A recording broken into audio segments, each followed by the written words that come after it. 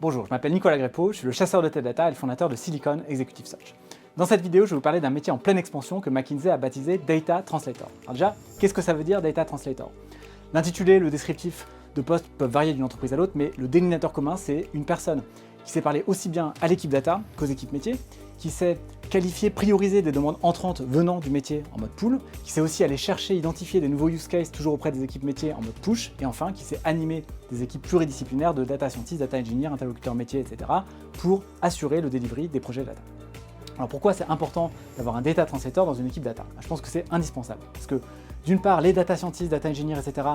doivent pouvoir avoir le temps de mener à bien des activités à forte valeur ajoutée, scientifiques, technologiques, comme la création de modèles ou l'industrialisation par exemple.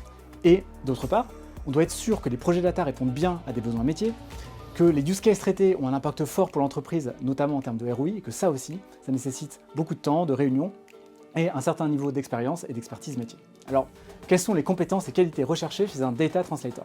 Je pense qu'à minima, il faut un background quantitatif solide. L'idéal, c'est d'avoir été data scientist, d'avoir mis les mains dans le cambouis et d'être encore capable de le faire ponctuellement, par exemple pour faire un go-no-go sans forcément solliciter un data scientist.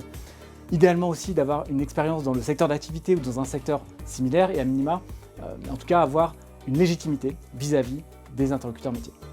Et puis aussi et surtout, je pense qu'il faut une passion pour le business, la gestion de projet, l'animation d'équipe et enfin, être un bon communicant et avoir de la résilience et de l'empathie.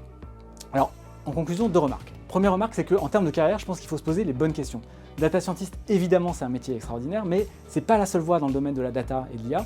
Et en fonction de ses forces, de sa personnalité, on peut parfois exceller bien plus sur un poste de type data translator qui, comme je le disais précédemment, est à mon sens critique pour le succès des équipes data.